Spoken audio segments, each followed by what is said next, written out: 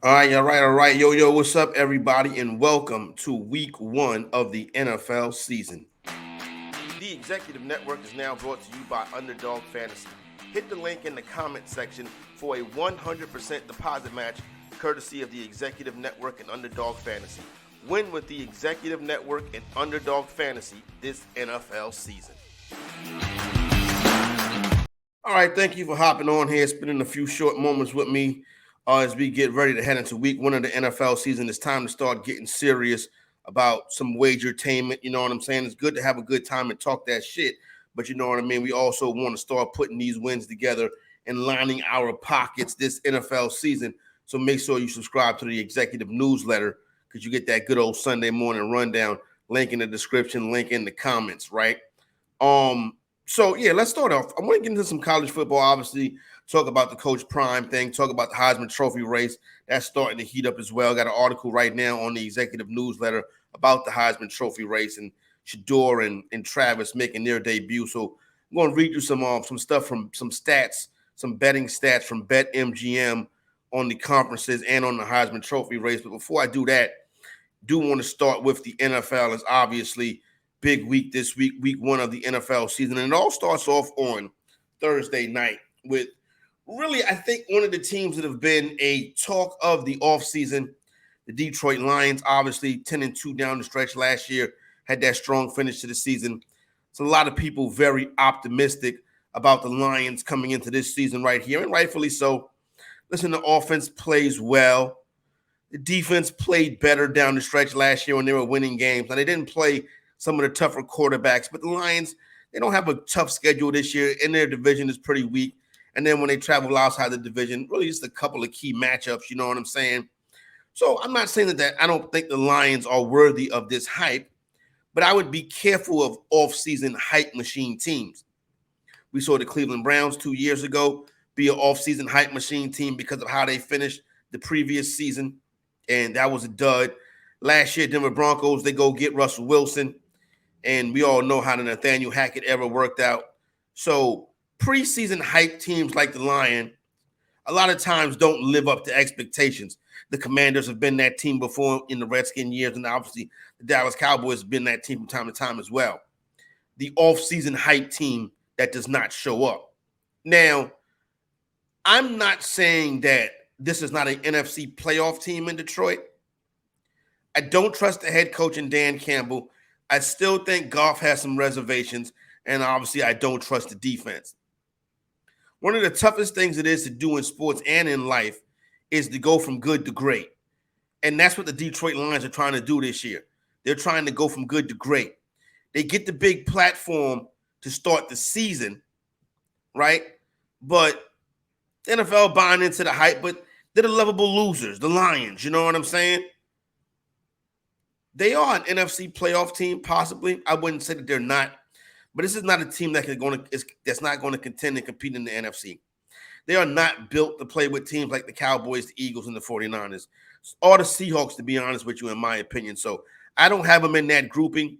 There's a second grouping of NFC teams. I would put them in that mix with the Giants.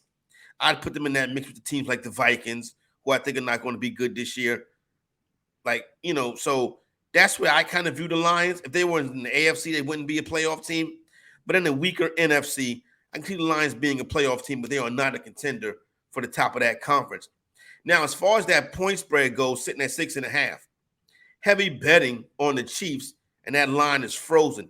If that line stays frozen through kickoff, you know what to do. Go ahead and bet the Detroit Lions, but we'll have more betting advice coming up for you throughout the course of the week. It's really time to start getting serious here.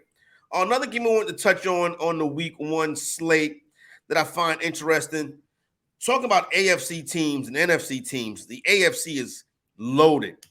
And really, I guess you would really say outside of like maybe the Texans and the Colts, just about every team in the AFC has a shot to make the playoffs, right? Even the Patriots, I think the Patriots have a shot. I think the Browns have a shot. I like the Raiders. A lot of other people don't like the Raiders. Dolphins, Chargers, monster AFC matchup, big time AFC week one showdown. Tua and the Dolphins, you know about Tua. and the concussions and all of those injuries. Chargers come in here, Justin Herbert, and he comes in here with Brandon Staley and Kellen Moore, new offensive coordinator. As a Dallas Cowboy fan, I'm not a fan of Kellen Moore. I think that's a losing brand of football. But he's the offensive coordinator. His job is not to win the football game. His job is to get first down, pile up yards, to keep the offense moving. And he'll more than likely get that done. Now, I do think Brandon Staley is a guy that can get fired during the season if the Chargers get off to a poor start. But the Chargers don't really have the toughest schedule to start the season. And one thing that we've seen about Los Angeles, like they don't have no fans, but it doesn't bother them. When they play at home, they're very tough to beat. Some of their best wins on their schedule last year were home games. As a matter of fact, they beat the Dolphins last year in Los Angeles. I think they win this game again. The spread is 3. I probably would throw the the Chargers money line in a parlay. That's about as far as I would go with that. Now, it takes a lot of guts to bet on a Brandon Staley coach team. But at home, against the Dolphins in week 1, I think they can get it done. Dolphins, decent road team, but I think the Chargers a little bit better at home to start to start it off. And the Chargers really bottled Tua up when those two teams met last year. The Tua thing is interesting as well, because obviously if Tua suffers a concussion, it's going to be interesting to see if they put him back out there this season. You don't want to rack up too many concussions, period, nonetheless, in a short period of time, like a calendar year or something like that. So the Tua concussion thing is a topic. Now, when the Dolphins are right and they got their pieces, listen, Tyreek Hill is so dangerous. They added Jalen Ramsey to the team and shit to shore up that back end of that defense. So, yeah, I think Miami is going to be competitive.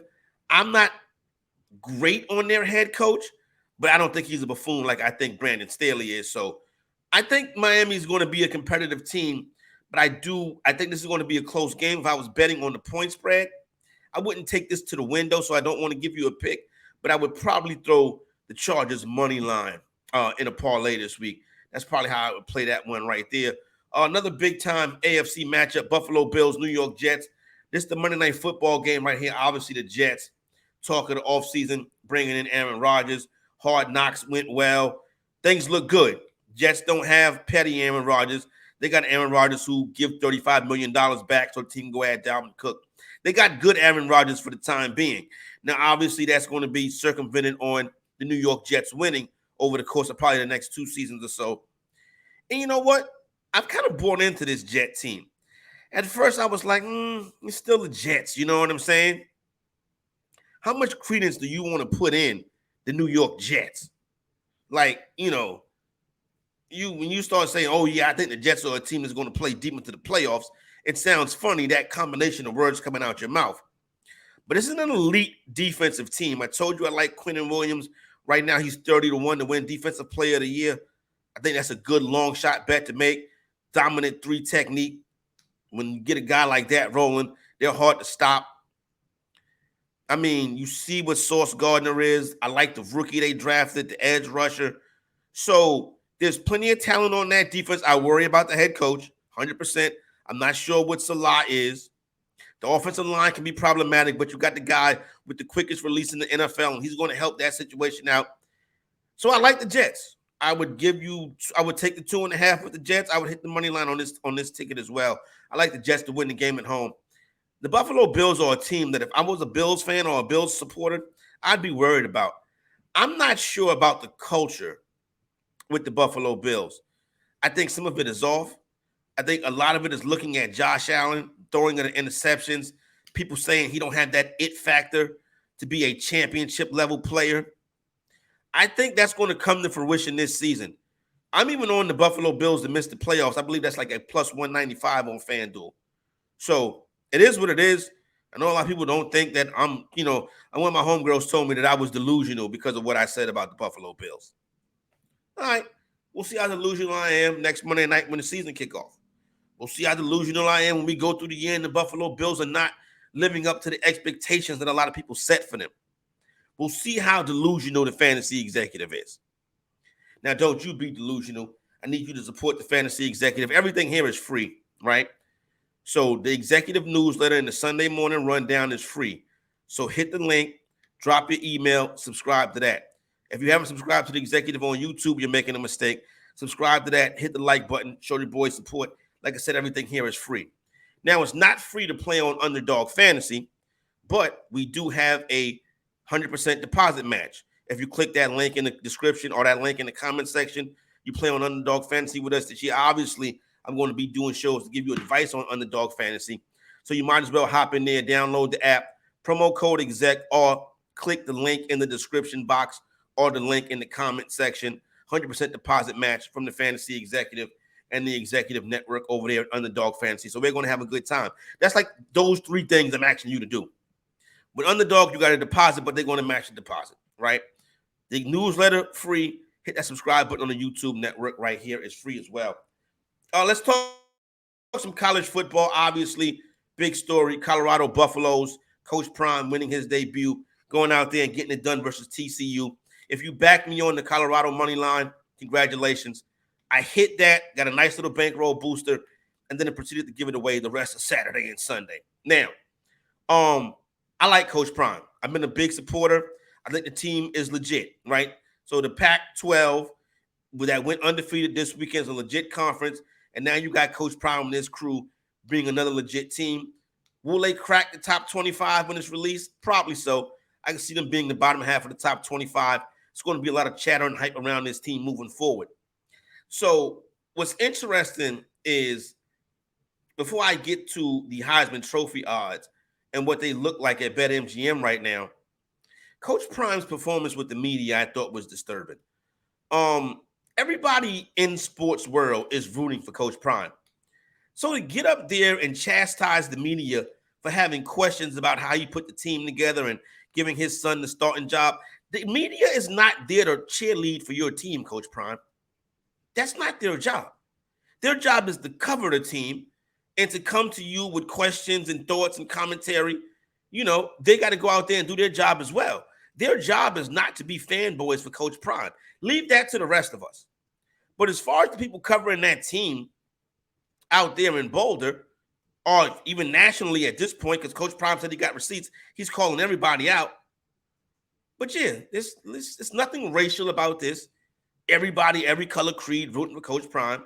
Ain't nobody hating on Coach Prime. Now, I know every time a coach is talking, he's talking to motivate his kids, and his kids are going to need motivation.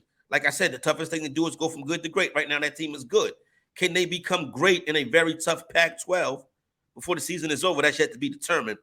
But I just like for Coach Prime to calm the rhetoric down a little bit. That's my only criticism, but I'm not Deion Sanders, so what do I know? Now, the interesting thing is how these odds have shifted. Travis Hunter went from 150 to 1 to 35 to 1 in the Heisman Trophy race, two-way player for University of Colorado. Shedeur Sanders went from 125 to 1 to 40 to 1. This is Bet MGM odds. Now, FanDuel still has Shedeur at like 100 to 1. So you need to go hit that. And FanDuel also has Hunter at 60 to 1. So you're still getting juicy odds there. But I'm showing you the odd shifts in these players.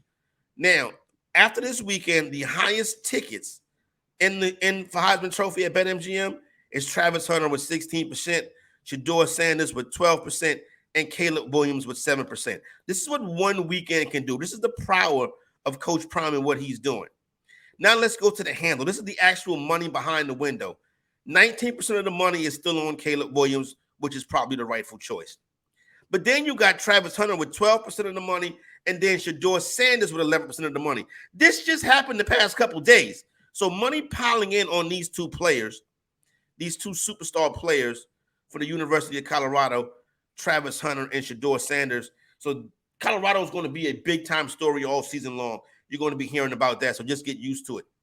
Now, as far as the rest of the conferences go, I told you the Pac-12 was undefeated. The Pac-12 looks good. Washington, Oregon, USC. I don't want to leave nobody out. You know what I'm saying? Oregon State even played well. Utah got it done without Cam Rising. UCLA, they got that young quarterback that looked good.